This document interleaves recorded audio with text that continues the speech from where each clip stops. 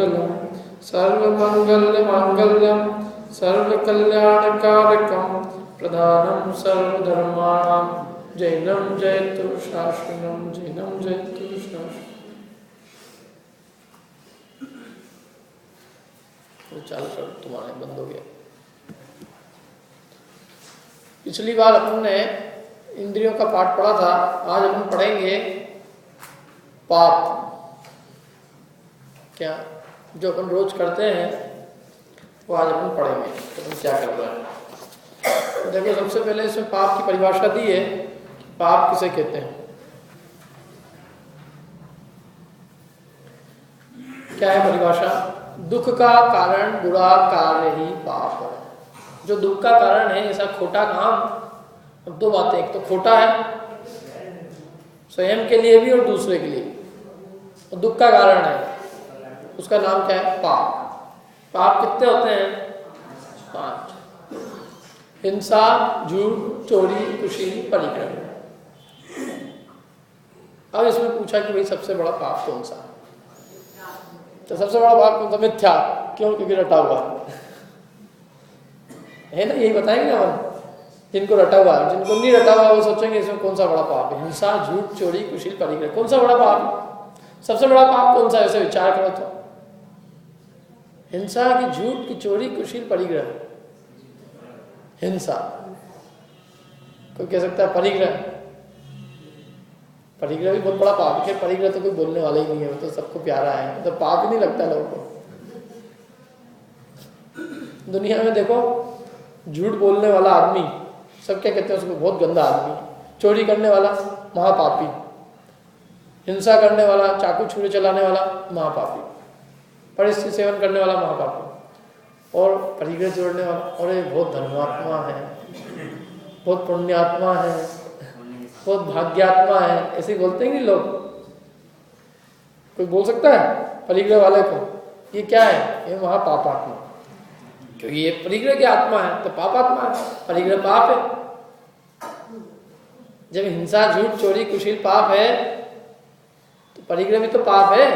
तो हिंसा करने वाला यदि पापी है तो परिग्रह जोड़ने वाला पुण्यात्मा कैसे हो जाएगा? वो तो पापात्मा ही कहलाएगा। लेकिन दुनिया में सब उल्टा सुल्टा चलता है। अपन ये रोज प्रवचन दे, सब कुछ करो, किसी पंडित समझ लो मैं किसी जगह जाऊं 10 दिन प्रदूषण के अंदर 10 दिन प्रवचन दे, तो भी हो सकता है एक आदमी भी ताली नहीं बजाए, और 10 दिन बाद कोई किसी सेठी आदमी को बुलाओ और वो सेठ जी आए मंच पे बिल्कुल ससर करते हुए चलते हुए, मैंने उनको वहाँ से यहाँ तक आने में 10 मिनट लग जाएगा, और फिर उनसे बोलते भी नहीं बने, लेकिन फिर भी वो अपनी जेब में से कागज निकाले और उस कागज में से पढ़े, मैं यहाँ की मंदिर को 5 लाख रुपए देता हूँ, तो लोग तालियां बजा देंगे। और जितनी भी उपमाएं हैं वो सारी उन सेठ जी को मिल जाएगी। क्या?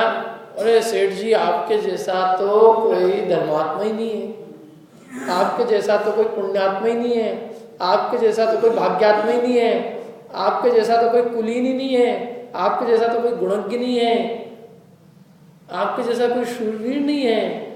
क्यों? क्योंकि सारे गुण कंचन, कंचन माने सोने के आश्रय से बसते हैं, ऐसा नीतिकार ने कहा है। यस्य अस्ति वित्तम स नर कुलीन स नर पंडित स शूरवीर सर्वे गुणा कांचनम आश्रयन्ति। सारे गुण कांचन माने, कंचन माने सोने के आश्रय से बसते हैं। ऐसा अपन देखते हैं रोज रात दिन के व्यवहार में। प्रैक्टिकल ये चीज है कि नहीं? भले वो पंडित जी का गला खराब हो जाए और वो अच्छी अच्छी बातें बताए, लेकिन ठीक है, वो तो सब ये सेठ इन्होंने 5 लाख रुपए दिए हैं, मेन चीज तो वो है। तो लोग जो है धन की प्रशंसा करते हैं, धनवान की प्रशंसा करते हैं, जबकि धन भी एक पाप है, परिग्रह एक पाप है। परिग्रही की निंदा स्तुति होती है, हिंसा करने वालों की जरूर कोई स्तुति नहीं करेगा। फिर चक्कू छुरा चला के यहाँ बैठा हो, ये मालूम है कौन है ये चलाते हैं ये चक्कू छुरे। झूठ बोलने वाला तो कोई पसंद नहीं करेगा, चोरी करने वाले को तो आदमी कहेंगे अरे भैया इससे सावधान रहना। क्या? पर इससे सेवन करने वाले को पसंद नहीं करते। लेकिन परिग्रही को तो सब, अरे इधर बैठो, आप कहाँ वहाँ बैठ रहे हो, इधर बैठो। सभा भी चल रही है कोई धर्म की, अरे आप वहाँ इतनी लेट आए, यहाँ हो ना, यहाँ मैं किसी को कह नहीं रहा हूँ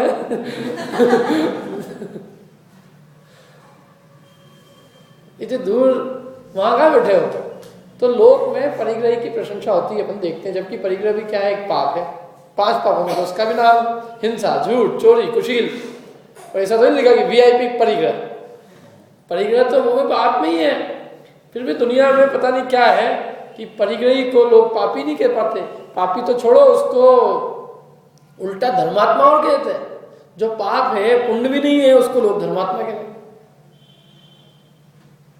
भाग्यात्मा है। मेरे समझ में ही नहीं आता कि क्या जिनवाणी में गलत लिखा है कि लोग गलत कह रहे हैं, क्या गलत है बता। तो उसका एक कारण है। जैसे जिनवाणी में भी कहीं कहीं परिग्रह जिसके पास है उसको पुण्यात्मा कहा है, कहीं कहीं। क्या है उसका कारण, क्या है बताता हूं मैं देखो। कि हिंसा, झूठ, चोरी, कुशील, ये जो चारों पाप है, इनका बीज भी पाप है, इनका वृक्ष भी पाप है और इनके फल भी पाप है। लेकिन परिग्रह का बीज पाप नहीं है, परिग्रह का बीज पुण्य है। परिग्रह पाप के उदय से नहीं आता, परिग्रह पुण्य के उदय से आता। तो उसका बीज तो है पुण्य। वो खुद क्या है, खुद पाप है कि पुण्य, बताओ खुद क्या है वो। परिग्रह पाप है कि पुण्य है। ऐसा डर का ही ले रहा है, वही इकट्ठा करना, जो भी करा उसका कोई वो अलग बात है, जो भी तुमने किया है। लेकिन है क्या वो, मैं तो पूछ रहा हूँ, परिग्रह पाप है कि पुण्य है? अपने हाथ में क्या है, पैसा पाप है कि पुण्य है? पैसा तो पाप ही है। अब लेकिन फिर भी उसके 2 फल बताए, बहु धन बुराहु, धन तो बुरा ही है, भला है ही नहीं। बहु धन बुराहु, बुरा ही है, धन तो बुरा ही है, लेकिन भला कहिए। अब जिसके पास हो तो अपन क्या कहें, उसकी निंदा करने से क्या मतलब। सेठ जी ने जो भी 2 नंबर 4 नंबर किया है कराओ, लेकिन अपन तो उससे अपना लाभ ले लो। तो अपन लाभ ले लो, मैंने भला कहिए, यदि लीन पर उपकार सो, यदि वो परोपकार में लग जाए तो वो पुण्य बंध का कारण है। और यदि अपने घर के फर्नीचर बदलने में लगे, मोबाइल फोन बदलने में लगे, जूते चप्पल बदलने में, या घर के फर्नीचर या बाथरूम की टाइल्स, भाई पैसे का और उपयोग क्या है? ये काम करेगा आदमी, पैसा जाएगा तो क्या करेगा? पहले मकान कमरे जो है उसमें टाइल दूसरी थी, अब दूसरी टाइल लगा ले क्या। और तो और कोई आएगा देखने तो उसको दिखाने भी ले जाएगा, देखो कि भाई तू कहाँ दिखाने जा रहा है, देखो देखो कि हमको नहीं जाना वहां, नहीं नहीं देखो सही हमने कैसी टाइल्स लगा रखी। और क्या करेगा आदमी? देखो कपड़े बदल जाएंगे उसके, जूते चप्पल बदलेंगे, फोन बदल जाएगा, रहने के मकान की उसकी जो है टाइल्स वाइल्स बदल जाएगी, कुछ फर्नीचर बदल जाएगा। बाकी जीवन में क्या फर्क पड़ने वाला?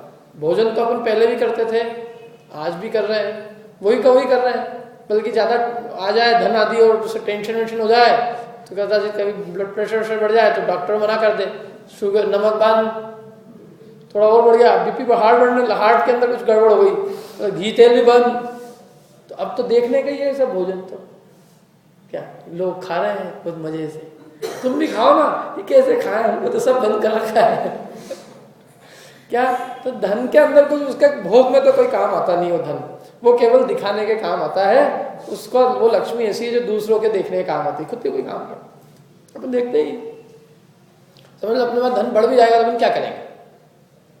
साड़ी अभी समझ लो 400 की थी तो 5000 की खरीदेंगे, और 5000 की भी खरीदेंगे तो वो बाहर पहनने के लिए, घर वाले को तो 400 की देखने को मिलेगी क्या, उसको कुछ फर्क नहीं पड़ने वाला क्या क्या, वो सब बाहर की है। घर वाले को तो ऐसे ही लगेगा कि आज भी एक जैसे कोई काम वाली आती है वैसे अपने घर में एक काम वाली है क्यों? क्योंकि वो घर में तो ही पहने, घर में कैसे पहने, घर में तो खराब हो जाए।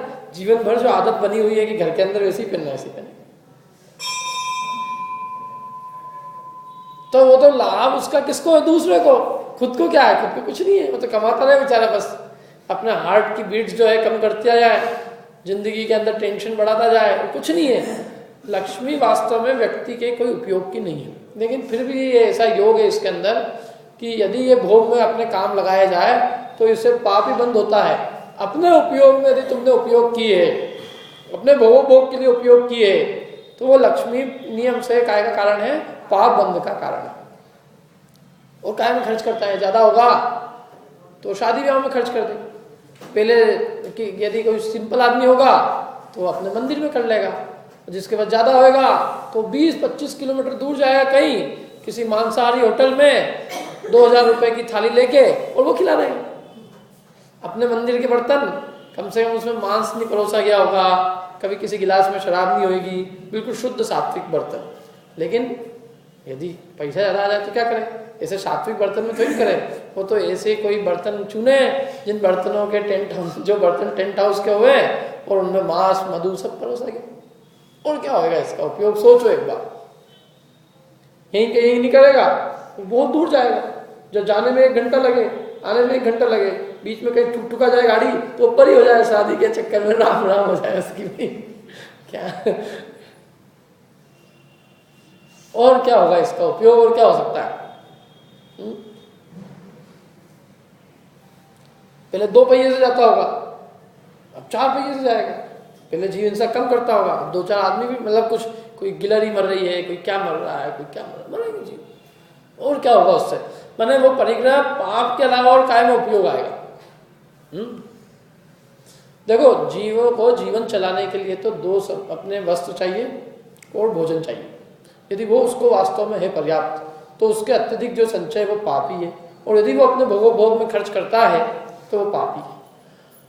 अब लेकिन किसी के पास में आ जाए, कोई ऐसी जगह पैदा हो जाए, उसके पिताजी ने खूब बेचारे की नौकरी कर करके बजा के उसके लिए छोड़ गए हो, तो ऐसे व्यक्ति क्या करे वो आदमी? तो फिर उसके लिए कहा कि भाई परोपकार में उपयोग करो। अब आया तो है, लेकिन अब आया है, अब तुमने तो कुछ किया नहीं, समझ लो आ गया, तो अब आ गया तो इसका उपयोग काय में करो, परोपकार में करो। इसलिए उन्होंने कहा पूजा में बहु धन बुराहु, धन तो बुरा ही है लेकिन भला उसको कह दिया जाता है, वो भी कब? लीन परोपकार से, यदि परोपकार में लगाओ तो। वैसे भी देखो, वही धन काम का है जो धन पर के उपकार में लगे। बाकी तुम अपने घर में कुछ भी करो, अपने भोग में कुछ भी खर्च करो, उससे क्या मतलब? क्या वो भले ही दुनिया भर के मतलब बहुत बड़े सेठ हो, लेकिन हमें उससे कोई लाभ नहीं, तो हमारे लिए क्या काम का?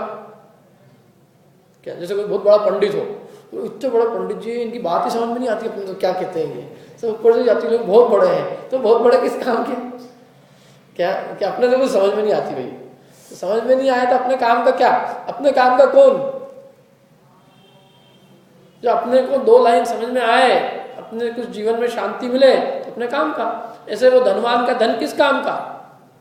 सब बहुत है, ये तो इनके तो ये जो है, कभी इनको हमने आज तक कभी गाड़ी से नीचे देखा ही नहीं, तो किसके काम की? खुद के काम की है। मतलब वो धन काम के किसका? स्वयं के भोग का काम का है ना, तो पाप बंध के कारण।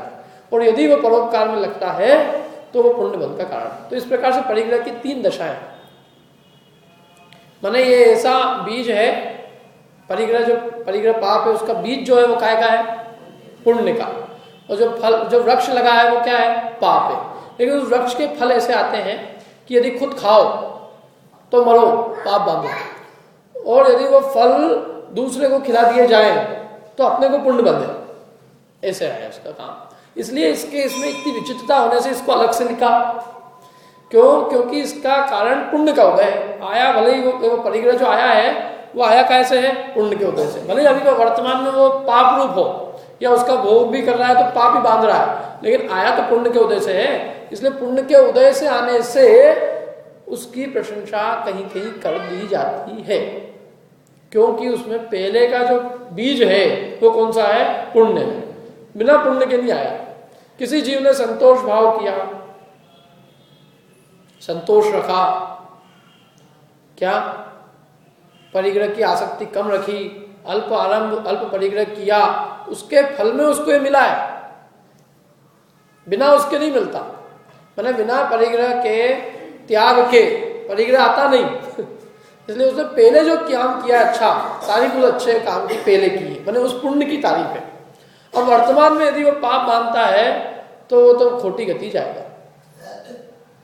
समझ में ही बात? तो इसलिए ये लोग हिंसा करने वाले को, झूठ बोलने वाले को, चोरी करने वाले को, कुशील करने वाले को इतना बुरा नहीं कहते, एकदम बुरा कहते हैं। और परिग्रह जोड़ने वाले को बुरा नहीं, परिग्रह जिसके पास है उसको बुरा नहीं कहते, क्योंकि हिंसा, झूठ, चोरी, कुशील का जो बीज है, मैंने उसने पहले भी पाप किया था और अभी भी वो पाप कर रहा है। लेकिन जो परिग्रह इकट्ठा हुआ है तो वो पहले उसने पाप नहीं किया था, पहले पुण्य किया था और अब उस पुण्य के उदय से आया है, इसलिए वो तारीफ उस पहले के पुण्य की।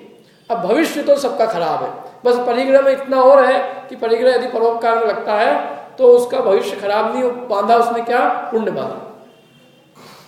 ठीक है, इस कारण से इसको अलग से कैटेगराइज किया और इसी कारण से लोक में भी पुण्य आत्माओं की, माने धनवान की को पुण्य आत्मा के संबोधित किया जाता है।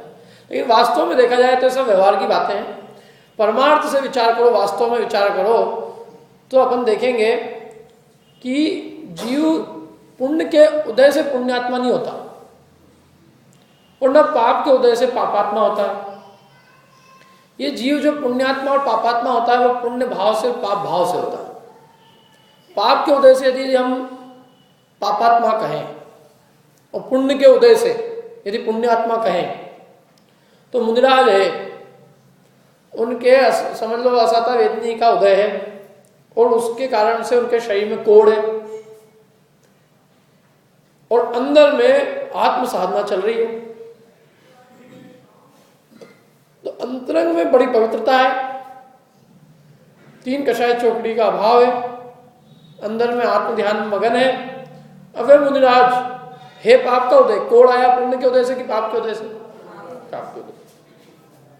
पत्थर बरसाए पुण्य के उदय से कि पाप के उदय से? पाप की उदय से ना, पुण्य के उदय से तो नहीं है, पुण्य के उदय से होता भी बरसा चालू करते हैं, तो पाप के उदय से बरसे। अब भले ही पाप के उदय से बरसे लेकिन वो जीव पापात्मा कहे जा सकते हैं।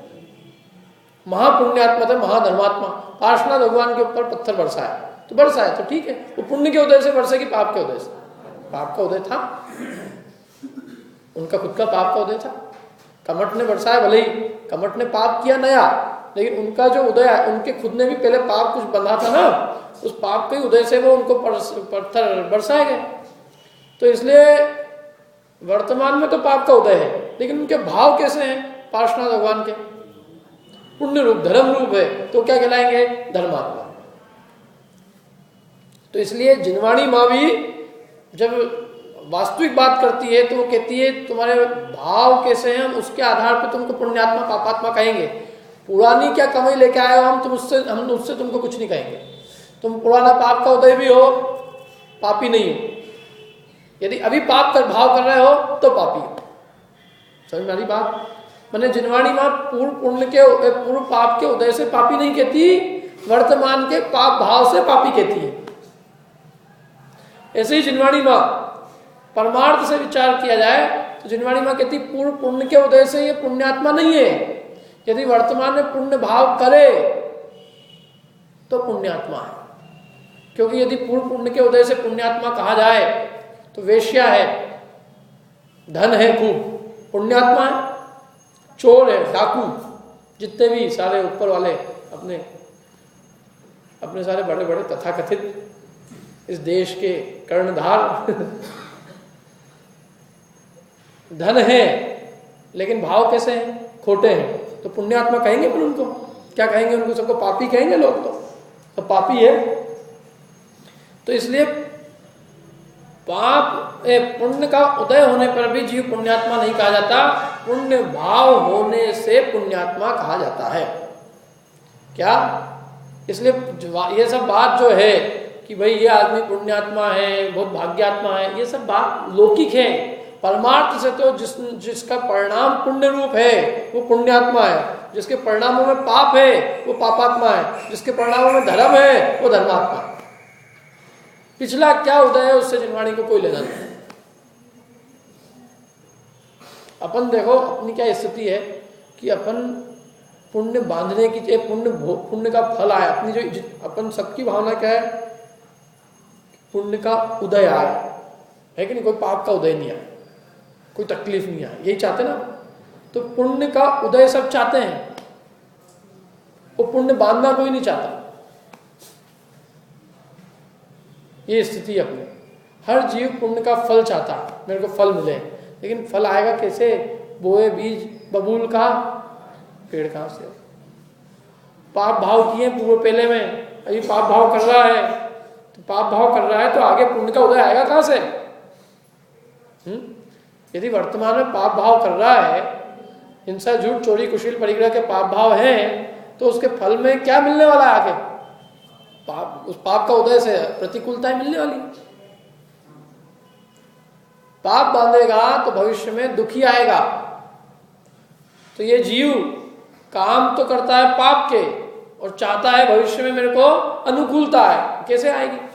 तो पुण्य करेगा तो अनुकूलता अपने आप आएगी, पाप करेगा तो प्रतिकूलता आएगी। लेकिन सबको अनुकूलता चाहिए, पुण्य किसी को नहीं करना चाहिए। क्या पाप सब करते हैं, पाप के फल से फिर भी पाप का फल कोई नहीं चाहता, ऐसी विपरीतता है।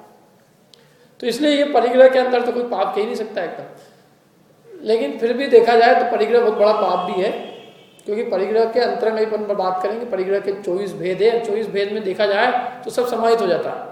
लेकिन फिर भी अधिकांश लोग परिग्रह को पाप एकदम नहीं मानते। लोगों को यदि कहो, पूछो ज्यादातर कि पाप कौन सा बड़ा है, सब कहेंगे हिंसा, क्योंकि वो नंबर 1 है। लेकिन यहाँ तो बात कुछ और ही है। यहाँ तो कह रहे हैं ना हिंसा सबसे बड़ा पाप है, ना झूठ सबसे बड़ा पाप है, ना चोरी सबसे बड़ा पाप है, ना कुशील, ना परिग्रह।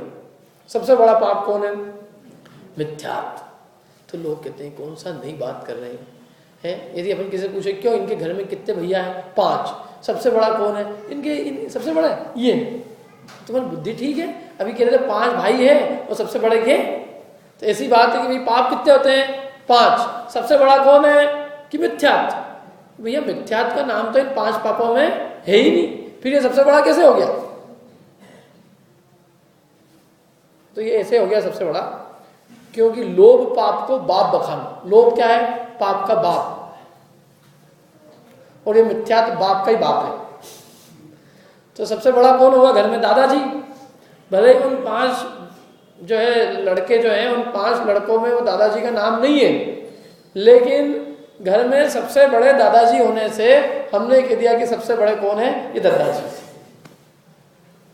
ऐसे 5 पापों में भले ही मिथ्यात्व का नाम नहीं है, लेकिन वो 5 पापों के जो बाप है ना, कौन? लोभ। कहाँ लिखा? मैंने नहीं लिखा ये। लोभ पाप को बाप बखाना, ये लिखा। पहले भी बाप शब्द कहते थे, अब तो बोलो तो बड़ा बुरा लगा। पंडित जी ऐसा मत बोला करो, बाप। पिता बोलो, ठीक है पिता बोल देता हूँ। लोभ जो है वो पापों का पिताजी है, पापा जी। लोभ पाप के पापा है और पापा का पापा मिथ्यात्व है। तो लोभ क्या हो गए? पापों के दादाजी हो गए, और दादाजी सबसे बड़े होंगे ही, इसलिए मिथ्यात्व जो है सबसे बड़ा पाप। अब यूं भी समझा जाए तो लोभ पाप का बाप क्यों है? क्योंकि लोभ के वशीभूत ही जीव पाप का 5 पाप करता है। कोई आदमी झूठ के बोलता है, बनिया झूठ के बोलेगा, लोभ के वशीभूत होके दुकान में बैठ के सुबह से ही चालू। ग्राहक आया कि भैया क्या भाव है? तो आपको भाव के भाव ही दे रहा हूँ बहन जी, आपसे तो मेरे को इतना स्नेह है कि आपकी तो मैं फ्री में ही देता हूँ आपको। तो क्यों झूठ बोलता है? पैसे का लोभ है। चोरी आदमी क्यों करता है? पैसे के लालच से। परिस्थिति सेवन वो भी राग से करता है, लालच से करता है। हिंसा क्यों करता है? राग से, लालच से। लालच जो है सब पापों की जड़ है। धन का यदि लालच है, यश का लालच है, किसी भी चीज का लालच है यदि, तो वो 5 पापों में प्रवृत्ति करे। लालच ही सब पापों की जड़ है, लोभ सब पापों की जड़ है।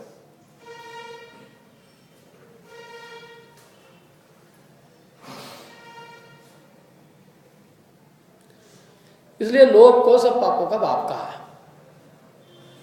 और ये लोभ भी क्यों होता है?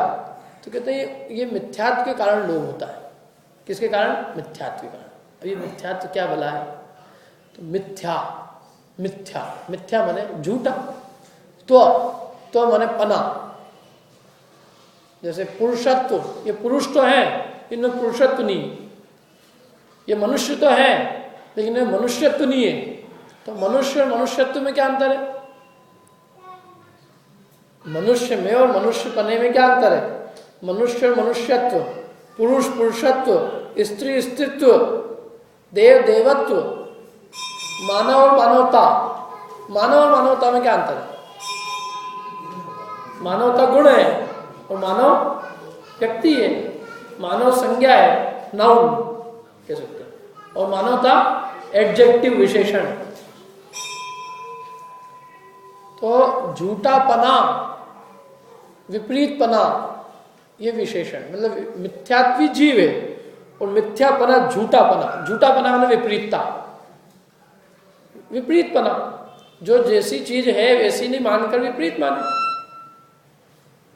क्या उसका नाम है मिथ्यात्व। मिथ्यापना, झूठापना, क्या इसी को क्या कहते हैं अपन? मिथ्यात्व। मिथ्या तो कहते हैं मिथ्या है, सब मिथ्या है। मिथ्या माने झूठ और त्व माने पना।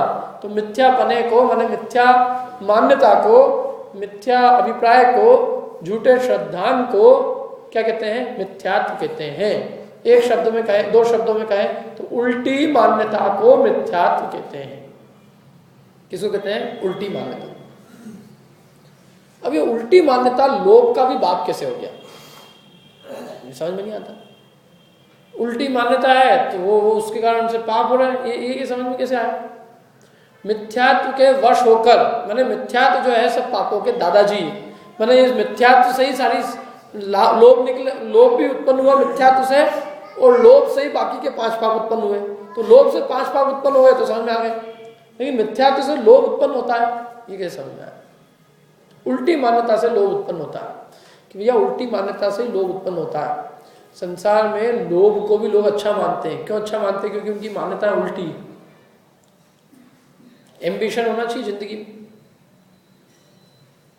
क्या बहुत बड़े एम्बिशन, क्या है एम्बिशन? बहुत परिग्रह इकट्ठा हुआ इसका एम्बिशन। तो लेकिन ये एम्बिशन होना चाहिए, तो ये होना चाहिए, ये मान्यता अच्छी है कि बुरी है? माने खूब पाप होना चाहिए, परिग्रह खूब होना चाहिए। तो परिग्रह खूब होना चाहिए ऐसी जो मान्यता है, ये परिग्रह पाप को उत्पन्न करती है, क्या?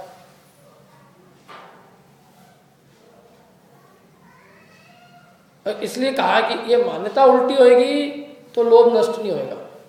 मान्यता उल्टी माने लोभ को यदि हमने अच्छा मान रखा है, लोभ को हम बुरी मानने की जगह यदि हम ये मानते हैं कि लोभ तो अच्छा है, रखने लायक है, करने लायक है, तो कभी लोभ का नाश करेंगे? समझ में आ रही मेरी बात? क्या? यदि हमारी मान्यता में बैठा है कि लोभ अच्छा है, तो क्या हम लोभ का अभाव का उद्यम करेंगे? नहीं करेंगे। क्यों करें? अच्छी चीज है तो। हमें यदि बुरा लगेगा लोभ, और लोभ दुख का कारण लगेगा, तो हम लोभ के नाश का उद्यम करेंगे। तो लोभ बुरा लगे पहले तो, तब वो पाप से बचेगा। और यदि लोभ अच्छा लगता है, यदि अपनी मान्यता में बैठा है कि लोभ तो अच्छी चीज है, करने लायक है, खूब होना चाहिए, तो कभी लोभ के नाश का काम नहीं करेंगे। लोभ का नाश नहीं करेंगे तो बाकी लोभ के कारण से 5 पाप भी होते रहेंगे। एक चीज। दूसरा, मिथ्यात्व 2 प्रकार का है। अपन गृहीत मिथ्यात्व की बात करते हैं। जैसे गृहीत मिथ्यात्व माने कुदेव कुगुरु कुधर्म को मानना, जिसके देव शास्त्र गुरु ही मतलब विपरीत है। समझ लो देव ही उसके कौन है? जो खुद ही स्वयं ही परिग्रह है। जैसे लक्ष्मी, तो लक्ष्मी क्या है? मतलब धन का रूप। तो जिसकी देवी परिग्रह है, तो वो व्यक्ति परिग्रह पाप से बचे क्यों? ये तो देवी है। लक्ष्मी का आना तो बहुत अच्छी चीज है। तो जिसने लक्ष्मी के आने को अच्छा मान रखा है, भगवान की कृपा है, सारी ईश्वर की कृपा है। क्या ईश्वर की कृपा है? सब पैसा जो भी है सब ईश्वर की कृपा है।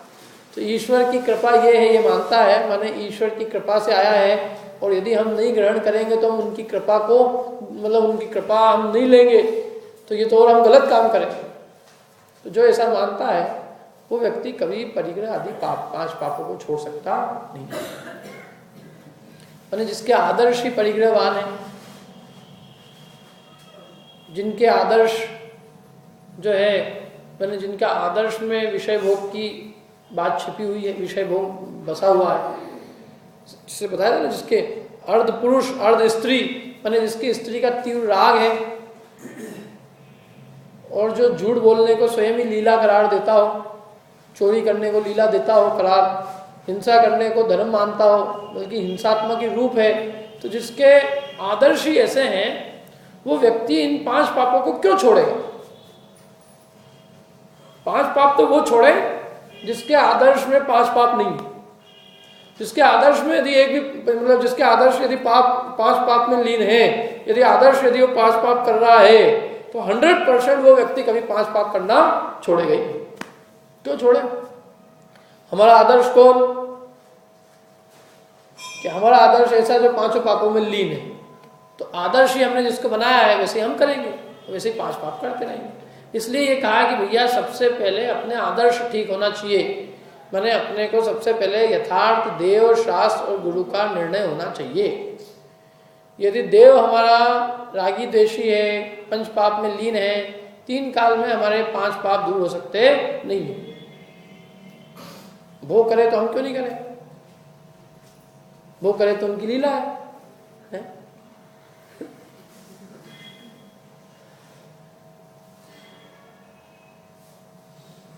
यदि वो देव स्वयं ही क्रोधी हो, गुस्सा आ जाए उसको, तुमने मेरी पूजा ही नहीं करी आज, क्यों? अब देखता हूं तुमको, आज घर पे जाओ सही, तुम देखो क्या होगा, तुम्हें पत्नी बीमार मिलेगी, तुमको बच्चा मर जाएगा। भगवान इतनी बात पे गुस्सा आ जाए और अपन माने कि नहीं वास्तव में गुस्सा सही है उनका, अपना करने नहीं गए वहां जो किया उन्होंने सही किया। ये कहानियां बनी हुई है, नमक आ गया, फिर नमक आ गया तो देवी आ गई, नमक आ गया, नमक किसने डाल दिया? तो ऐसी जो उटपटांग चीजें हैं जो उनको सबको मानता है, वो व्यक्ति कभी इन 5 पापों से छूट नहीं सकता। इसलिए देखो ये जैन मत में अपन ने जन्म लिया, यही एक ऐसी बात है कि परिग्रह को पाप कहा गया है। अन्य मत में तो उनके भगवान ही स्वयं ही सब ओढ़ के बैठे हुए हैं, और कई लोगों ने इसलिए व्यंग भी करते हैं कि इनके तो सारे मतलब अन्य मतों के सारे भगवान ही सब कुछ लेके बैठे, तो बेचारे के पास कुछ बचा ही नहीं, और यहाँ तो सब भगवान छोड़ गए, इसलिए सब बाकी सबको मिल गया क्या जैनियों के पास बोलो इतना पैसा क्यों है? क्योंकि इनके भगवान सब छोड़ के जाते, और हमारे वाले लोगों के पास क्यों नहीं? क्योंकि हमारे सब वही लेके बैठे हैं, छोड़े तो हमको मिले। लक्ष्मी तो खुद ही लेके बैठे हुए हैं, क्या मैंने समुद्र में बैठे हैं और लक्ष्मी सेवा कर रही है, वो वहां छोड़ के उनको आती नहीं, तो यहां कैसे आ?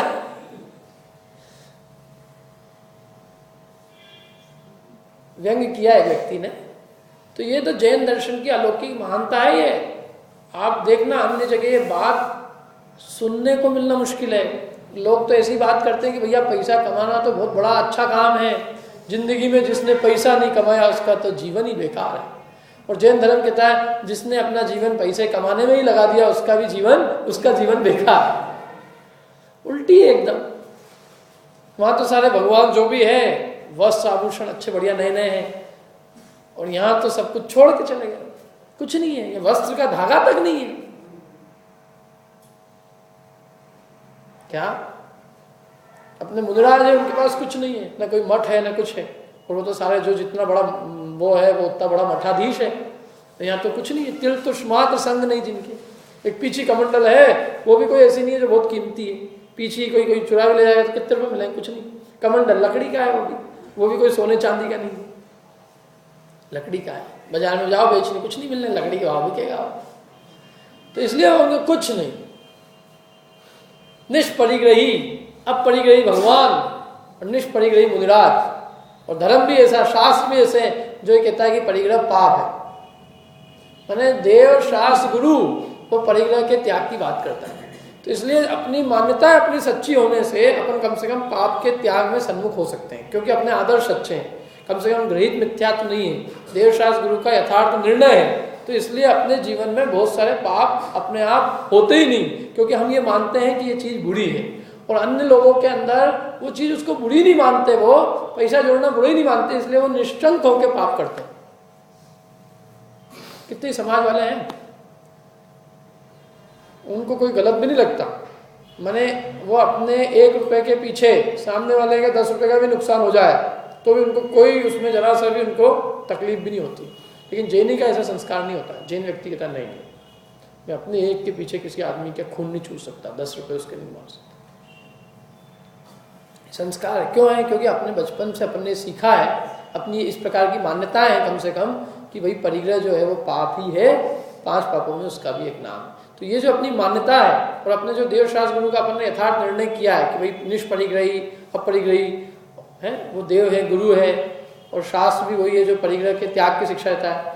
तो ये जो अपने अंदर में जो मान्यता है यथार्थ देव शास्त्र गुरु की और बराबर सत्यार्थ कि ये पाप है, इसके कारण अपने आप अपने अंदर में से कई पाप नहीं होते। अपने अंदर में वो जो चीज है ना, अंदर जो इंजेक्शन है अपने अंदर कि ये पाप है, ये मान्यता सच्ची होने के कारण बहुत सारे पाप से तुम बचे हुए।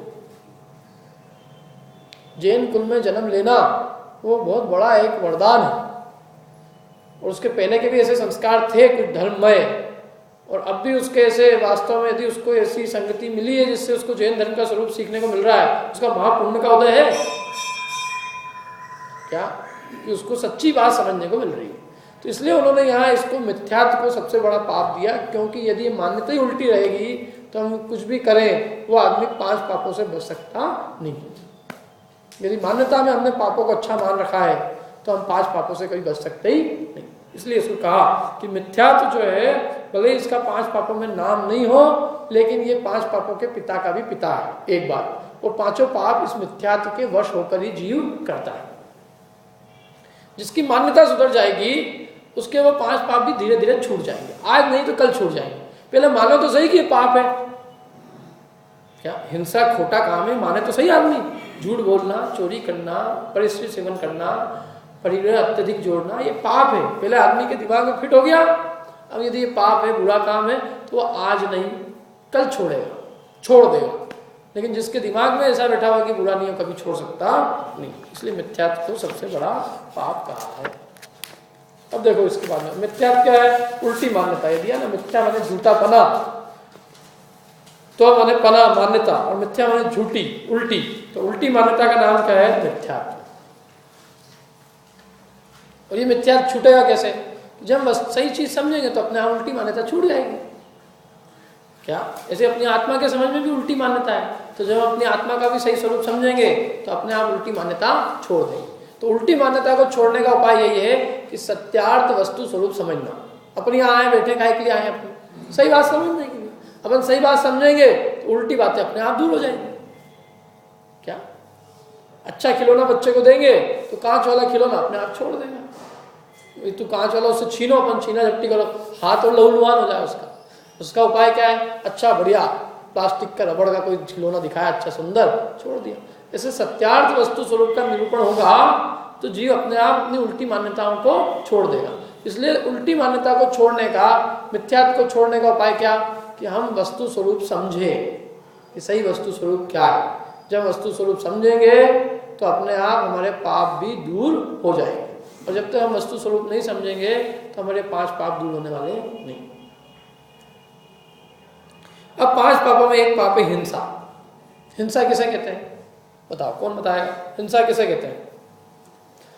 हिंसा माने लोग कहते हैं इसमें क्या समझना, हिंसा एक किसी को मुक्का मारा हिंसा हो गई, थप्पड़ मारा हिंसा हो गई, किसी को मारना सताना ये सब हिंसा है कि नहीं? और ज्यादा हो तो किसी का दिल दुखाना वो हिंसा है, यही हिंसा है। यहीं तक हिंसा की परिभाषा खत्म हो जाती है। यदि पूरी दुनिया में अपन किसी से हिंसा की परिभाषा पूछेंगे तो वो यही बताएगा, किसी जीव को मारना सताना उसका दिल दुखाना वो क्या है, हिंसा। तो जैन धर्म भी कहता है ये हिंसा है।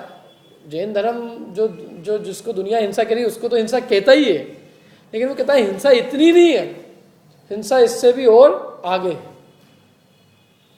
कि और आगे क्या है भैया, कि ये तो द्रव्य हिंसा है, माने स्थूल दिखती है लोगों को, किसी व्यक्ति को मारना सताना द्रव्य हिंसा है। अब एक हिंसा और है, उसका नाम क्या है, भाव हिंसा। वो क्या है वो भाव हिंसा, कि ये जो अपने आत्मा में रागादि भाव उत्पन्न होते हैं ना, ये भी हिंसा है। तो पहली बार कोई सुने यदि तो उसको समझ में नहीं आएगी क्या कह रहे हैं। हिंसा समझाना सीधे सीधे समझाओ, हमने किसी को मार दिया हिंसा कर दी, क्या किसी को किसी ने सताया हिंसा हो गई। लेकिन आत्मा में उत्पन्न होने वाले रागादि भाव हिंसा है, जबरदस्ती क्यों कठिन बना रहे हो? आत्मा का क्या लेना देना हिंसा से? हिंसा का संबंध किसी जीव के मरने मारने से है? काय से संबंध है हिंसा का? क्यों? आपने मारा हिंसा हो गई है कि नहीं? यही अपन समझते हैं, ये सारी दुनिया भी यही समझती, यही मानती।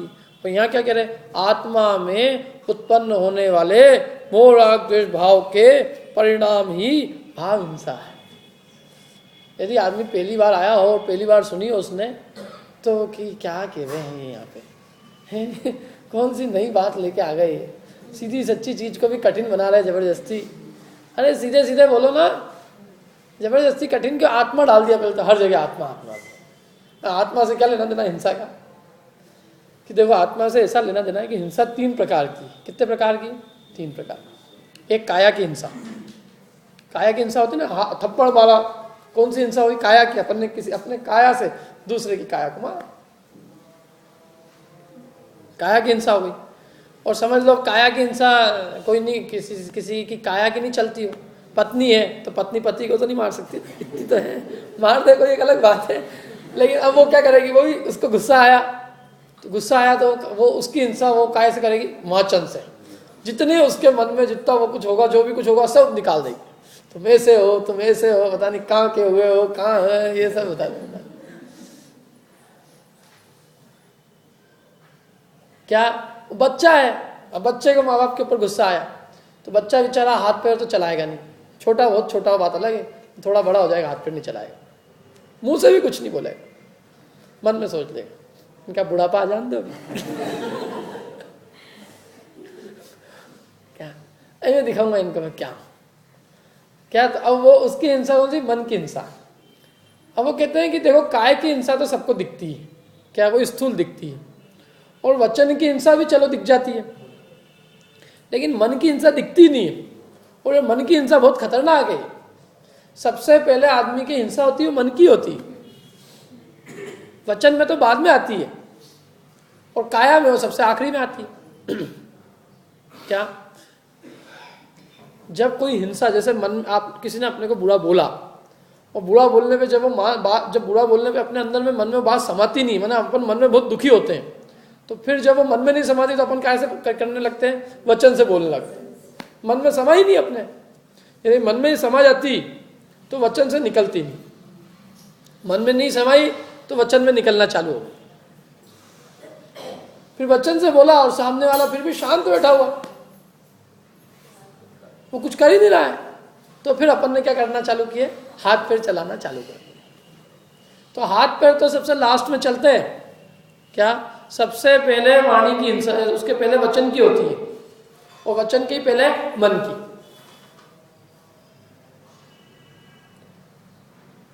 तो आचार्य देव कहते हैं कि भैया यदि मन के वहीं से ब्रेक लग जाए तो वचन में आएगी नहीं, वचन पे भी ब्रेक लग जाए तो काया पे नहीं आएगी। असली हिंसा यदि रोकनी है तो हमको कहाँ रोकनी पड़ेगी बताओ? कोई आदमी हाथ पैर चलाने लग गया, उसको रोकने लग गया, भैया बीच बचाव करने लग गया, लेकिन बीच बचाव करने से कुछ नहीं होगा। चलो अभी बीच बचाव कर लिया, अपन चले गए, थोड़ी देर बाद फिर लड़ ली। नहीं लड़े, शरीर से नहीं लड़े, तो बस धुआंधार वाणों की वर्षा होने लगी, वचन रूपी वाणों की वर्षा होने लग गई। अंदर से जब तक मन से कषाय नहीं जाएगी, जब तक मन से उसके प्रति दुर्भावना नहीं जाएगी, तब तक वास्तव में हिंसा का अभाव नहीं होगा। और यदि मन में हिंसा उत्पन्न हो गई है तो वचन में आए बिना नहीं रहेगी, और वचन में नहीं आएगी तो वचन से, और वचन में भी नहीं समाएगी तो काया से हुए बिना नहीं रहेगी। रोकना है तो मन से रोको, मतलब पहली जगह जब पैदा हो रही है ना, वहाँ उपाय करो उसका, बाद में तो फिर वो वृक्ष बहुत बड़ा हो जाएगा, फल हो जाएंगे, तब दिखेगा। लेकिन जिस दिन बीज लग रहा है, जिस दिन बीज जमीन में डाला जा रहा है, वो बीज जमीन में डालने के पहले ही उसका अभाव हो जाए तो सही है, ये तो बाद में तो बहुत बड़ा काम करेगा।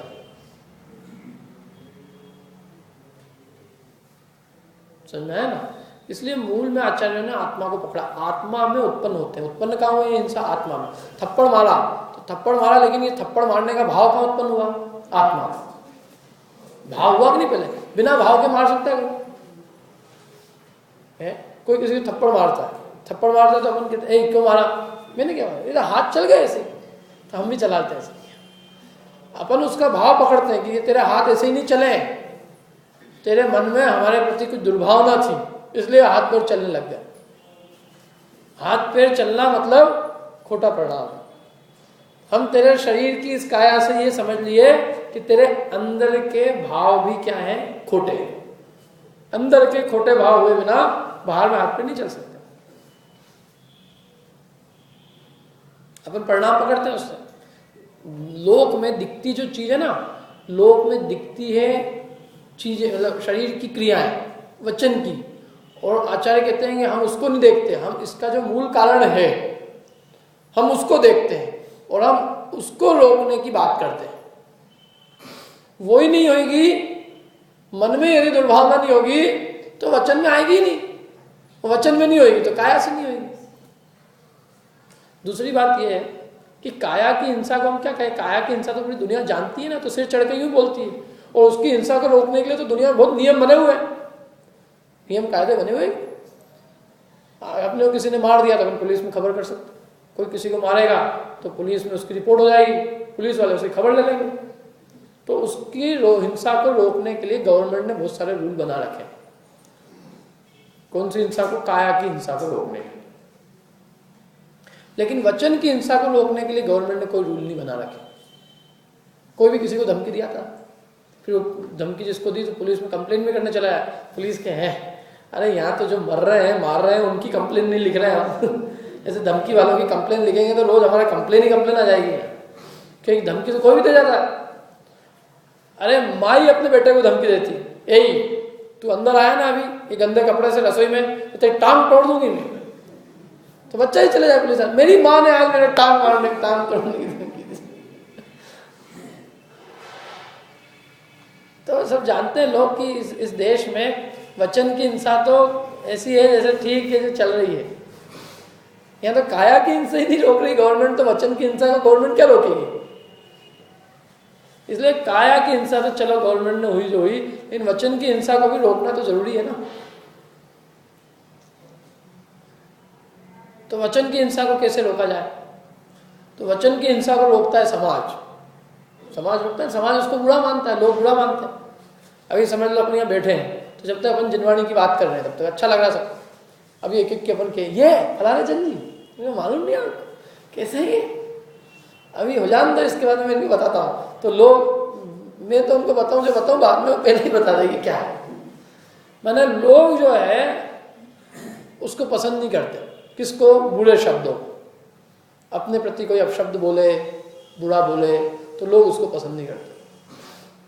वाणी अच्छी नहीं होती है तो दुनिया उसकी निंदा करती है, भले समाज उसको एक गवर्नमेंट जेल में नहीं डाले लेकिन दुनिया वाले उससे दूर रहते हैं। भैया ये तो बोलना चालू करेगा और ऐसा लगेगा पत्थर बरसा रहे हैं, इसलिए तो नहीं बोले तो अच्छा, दूर से निकल जाते हैं, होता है ना ऐसा। तो वाणी वाले को, मैंने वाणी की हिंसा को भी थोड़ा समाज कंट्रोल करता है, लेकिन जो मानसिक हिंसा है उसको कोई कुछ नहीं कहता, क्योंकि दिखती नहीं है, दिखे तो बोले लोग उसको। क्या मेरे मन में किसी के प्रति दुर्भावना, मैंने वाणी में तो ऐसा बोल रहा हूँ मीठा बोल के, अरे साहब आप तो बहुत ही, हमसे आपकी ऐसी मित्रता है, जन्म से इस जन्म से 10-10 जन्म तक की अपनी मित्रता है। तो बोलने को बहुत मीठा बोलता आदमी, अंदर में काट करता रहता है। तो इसलिए आचार्य देव कहते हैं भैया ये हिंसा जो है ना, ये हिंसा तुम्हारे अंदर में हो रही है और तुमको इसको रोकना है। दुनिया भले ही उसको जान भी नहीं पाए और दुनिया भले ही तुम्हारी प्रशंसा करती रहे, दुनिया में कोई दंड नहीं मिले, लेकिन ये जो तुम्हारे अंदर में किसी के प्रति दुर्भावना उत्पन्न हुई है इसका फल तुम अवश्य भोगोगे। इसके कारण तुमको पाप बंध है और पाप बंध है और पाप बंध का फल जो है आगामी काल में दुख है। और आगामी काल की छोड़ो, जिस काल में तुम्हारे अंदर में किसी के प्रति द्वेष बुद्धि हो गई उस काल में तुम स्वयं ही दुखी हो गए। दुखी है कि नहीं है कि सुखी है? प्राणी मात्र के प्रति सद्भाव और प्राणी मात्र के प्रति दुर्भाव, कौन सुख का कारण है और कौन दुख का कारण है? क्यों? सब जीव सुखी रहे और हर आदमी को तकलीफ रहनी चाहिए, अपन बस आराम में रहने चाहिए। क्या ट्रेन जा रही हो, लेट हो जाए थोड़ी देर तो रास्ते पर माला करते हो जाए, नमो का ट्रेन लेट हो जाए 5 मिनट तो लेट होनी चाहिए, इतनी जल्दी थोड़ी नहीं। और समझ लो 3-4 मिनट लेट भी हो और पहुंच जाए, और जैसे ही बैठ जाए कि ट्रेन चली नहीं रही है। क्या हिंदुस्तान में सब चीजें लेट ही चलती है, तो ऐसे ही है। लेकिन भैया अभी तो खुद ही माला फेर रहा था और समझ लो कोई भागता हुआ आए और ट्रेन थोड़ी चल दे तो इसकी तो ऐसी इच्छा होगी खुद ही और चीज भगनी चाहिए, छूटनी चाहिए। लोग इतनी देर से आ रहे हैं लोग, और एक आध की छूट जाए तो इसको ऐसी शांति मिला, हाँ आज तो बहुत अच्छी हो गया, अपना अपनी तो नहीं छूटी, किसी की छूट गई। बरसात आती ना, बरसात, तो जब तक आदमी खुद बहा देता है तो पूरा टाइम ऐसी भावना भाता है कि बरसात नहीं होनी चाहिए, बरसात आ जाए।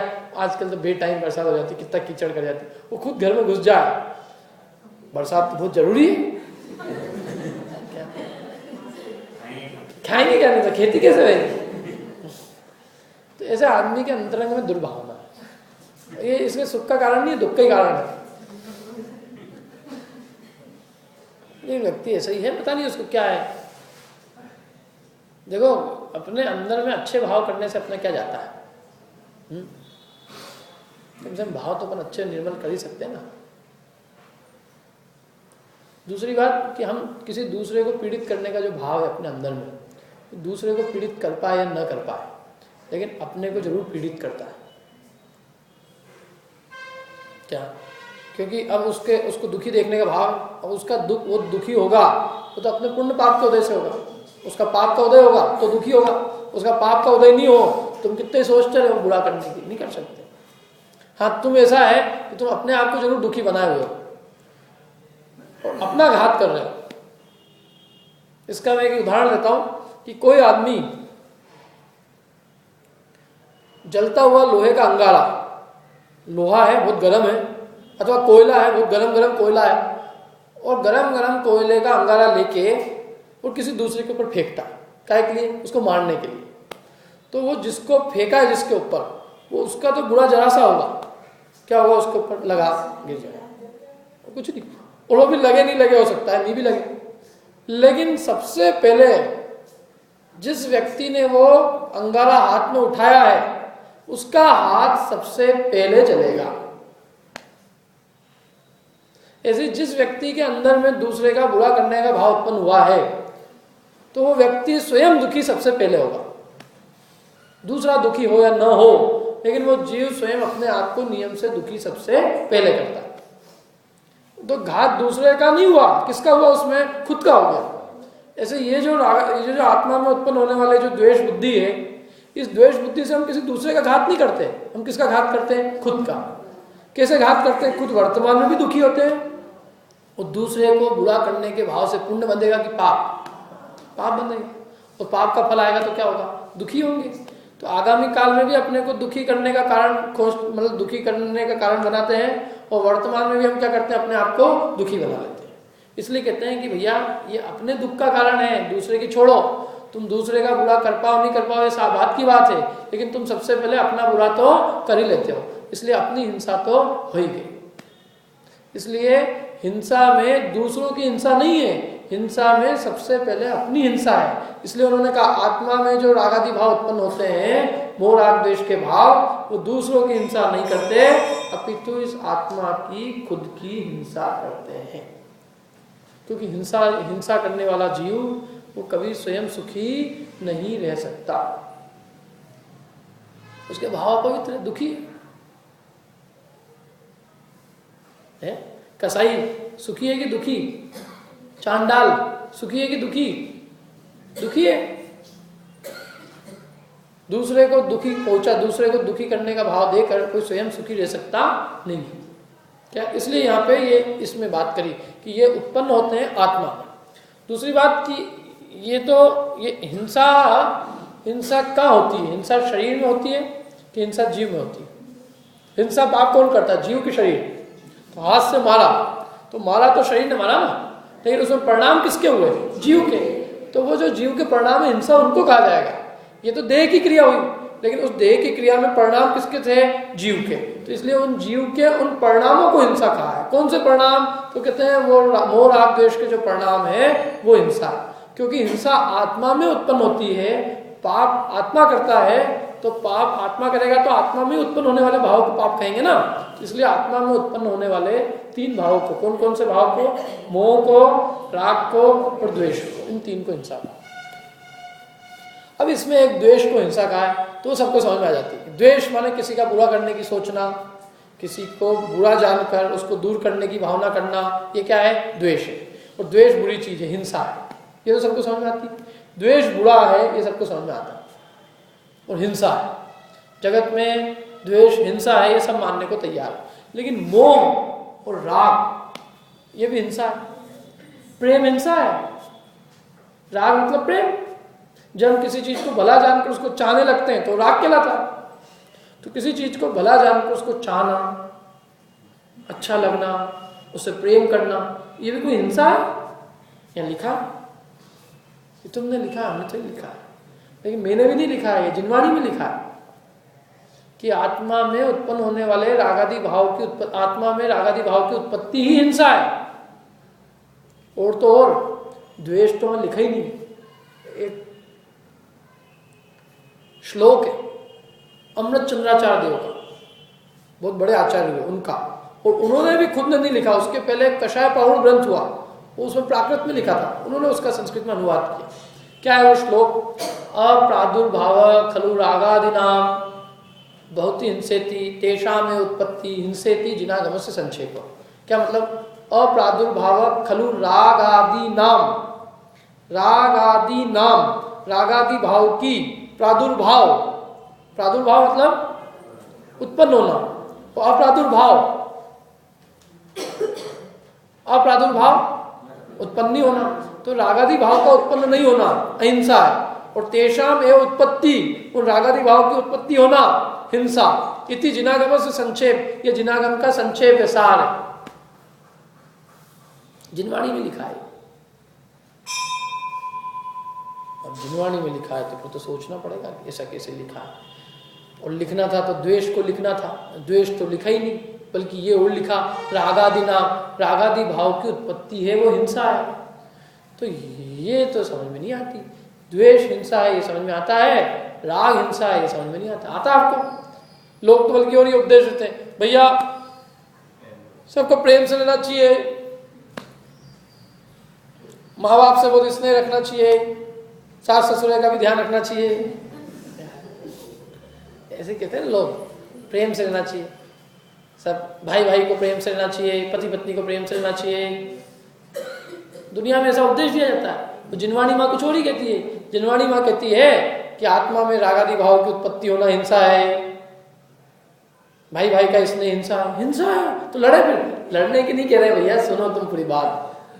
लड़ने की कौन कह रहा है? लड़ना तो हिंसा है ही, उसको तो पूरी दुनिया हिंसा मानती है, उससे कौन इनकार कर रहा है। लेकिन हम तो ये कह रहे हैं कि राग भाव भी हिंसा है, और न केवल राग भाव हिंसा है, मोह भाव भी हिंसा है।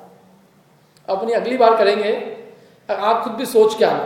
क्या सोच के आना? कि ये राग भाव हिंसा क्यों कही गई है।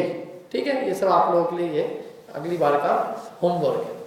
आज की चर्चा पर यही समाप्त।